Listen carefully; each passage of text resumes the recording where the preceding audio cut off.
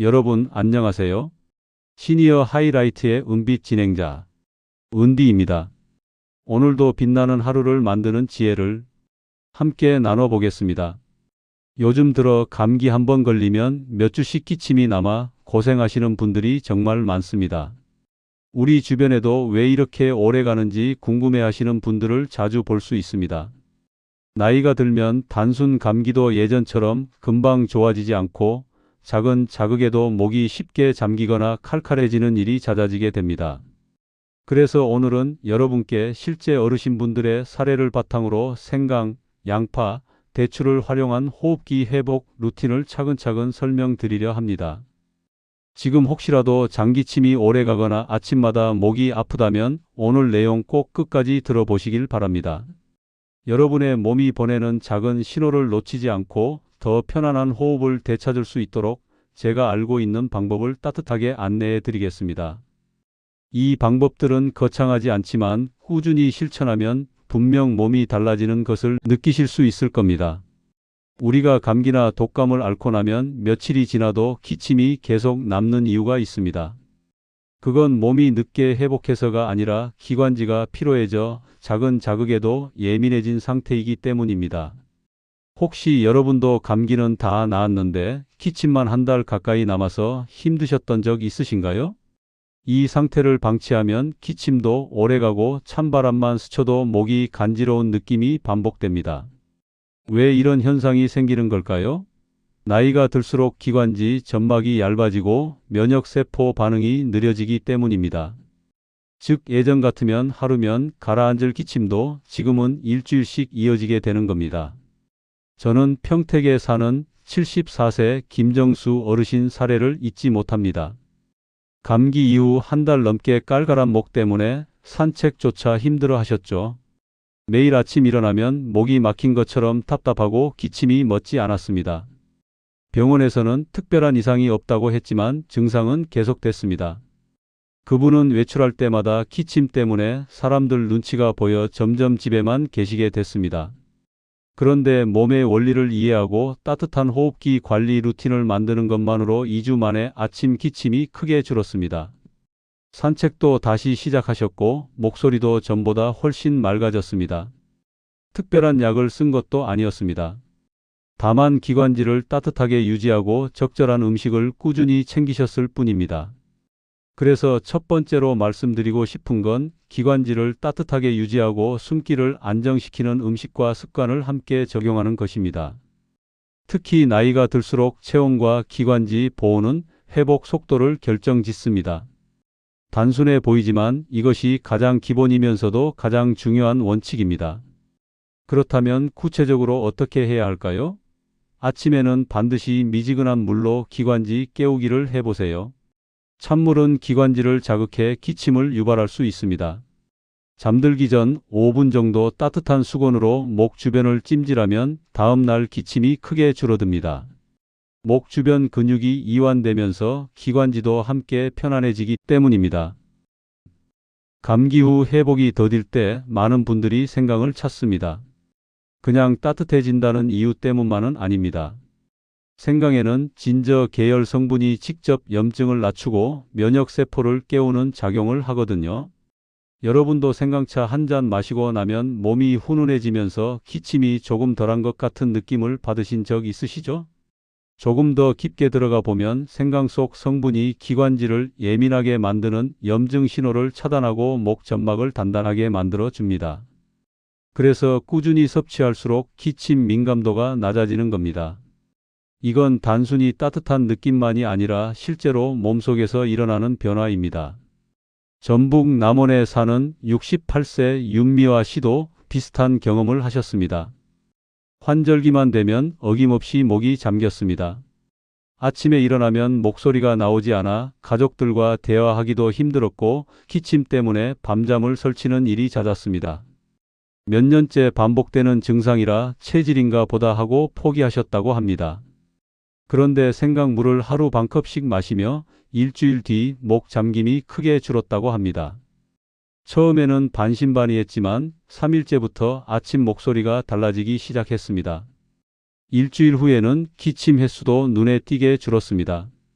숨 쉬는 게 편해졌다는 말씀이 참 인상적이었습니다. 그분은 지금도 매일 아침 생강물을 챙겨 마신다고 합니다.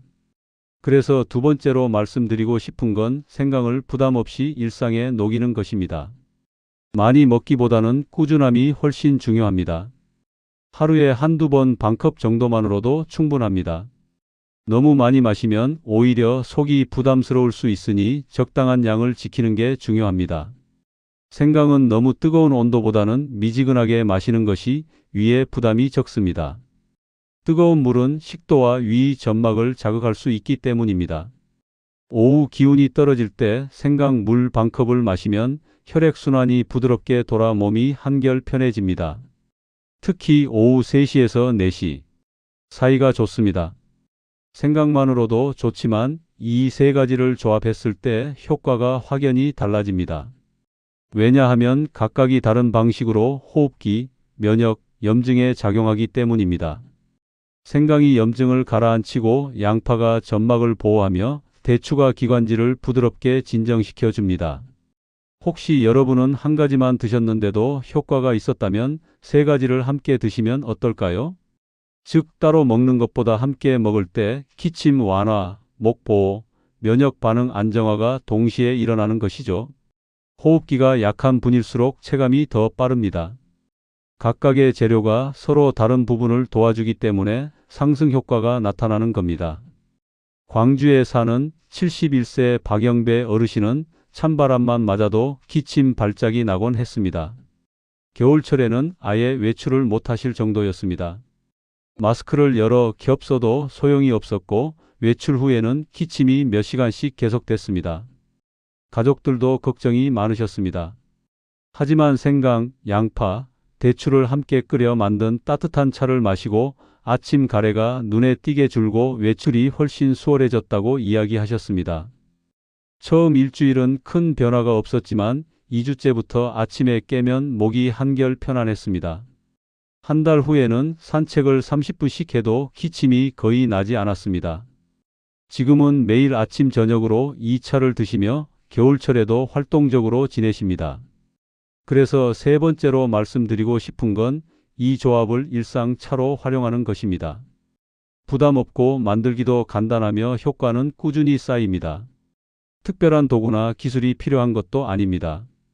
집에 있는 냄비 하나면 충분합니다. 양파는 흰 양파를 쓰면 향이 부드럽고 차 맛이 깔끔합니다.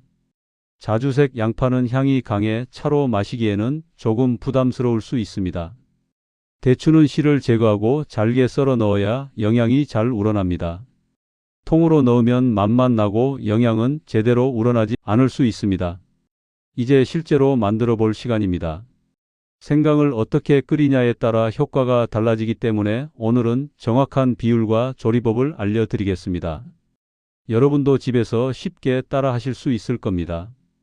약한 불에서 우려내면 생강, 양파, 대추의 좋은 성분들이 안정적으로 녹아 나옵니다. 너무 센 불로 끓이면 영양이 파괴되고 맛도 쓰게 변할 수 있습니다. 아침에 한 잔 마시면 순환이 부드럽게 돌고 면역 스위치가 켜지는 느낌을 받는 분들도 많습니다. 먼저 물 1리터를 준비합니다. 생강은 엄지손가락 크기 정도로 2개, 양파는 중간 크기 반 개, 대추는 5개에서 6개 정도면 적당합니다. 생강은 껍질째 깨끗이 씻어 얇게 썰고 양파는 4등분하며 대추는 씨를 빼고 반으로 가릅니다. 냄비에 물과 재료를 모두 넣고 센 불로 끓입니다. 물이 끓기 시작하면 약한 불로 줄이고 뚜껑을 살짝 열어둔 채 20분에서 30분 정도 천천히 끓입니다. 물의 양이 반 정도로 줄어들면 완성입니다. 너무 오래 끓이면 쓴맛이 날 수 있으니 주의하세요. 부산의 63세 이은옥 씨는 새벽마다 찾아오는 장기침 때문에 잠을 설치곤 했습니다. 새벽 2시에서 3시 사이 어김없이 기침이 시작돼 한번 시작하면 30분 이상 멈추지 않았습니다. 낮에는 괜찮은데 밤만 되면 증상이 심해져 수면제까지 고민하셨다고 합니다. 하지만 이 레시피로 만든 차를 자기 전과 아침에 한 잔씩 마시자 일주일 뒤 그 새벽 기침이 거의 사라져 밤에 잘 잔다고 하셨습니다. 처음 며칠은 여전히 기침이 있었지만 강도가 약해졌고 지속 시간도 짧아졌습니다. 일주일째부터는 새벽에 깨는 일이 거의 없어졌습니다. 한 달 후에는 아침에 일어나면 목이 상쾌할 정도로 좋아지셨습니다. 그래서 네 번째로 말씀드리고 싶은 건 정확한 비율로 생강차를 만드는 것입니다. 조금만 시간을 들이면 기침 안 나는 하루를 만들 수 있습니다. 매일 만들기 힘드시면 이틀치를 한 번에 만들어도 됩니다. 끓인 차는 뜨겁지 않게 약간 식혀 마시면 점막 자극이 적습니다. 입천장이나 식도가 데일 수 있으니 조금 식히는 게 좋습니다. 남은 차는 유리병에 넣어 냉장 보관 후 데워 마시면 풍미와 효능을 지킬 수 있습니다. 플라스틱 용기보다는 유리병이 좋고 3일 이내에 드시는 게 가장 좋습니다. 마지막으로 꼭 말씀드리고 싶은 부분이 있습니다. 모든 분께 생강차가 맞는 것은 아니라는 점입니다. 특히 위가 약하거나 특정 질환을 가진 분들은 섭취 방법을 조정해야 합니다. 혹시 여러분 중에 속이 자주 쓰리거나 소화가 잘 안 되시는 분 계신가요? 왜냐하면 생강은 위산 분비를 살짝 자극하기 때문에 식후에 마시지 않으면 속 쓰림이 생길 수 있기 때문이죠. 또 당뇨나 간 질환이 있는 분들은 대추, 꿀 등의 당 성분 조절도 필요합니다.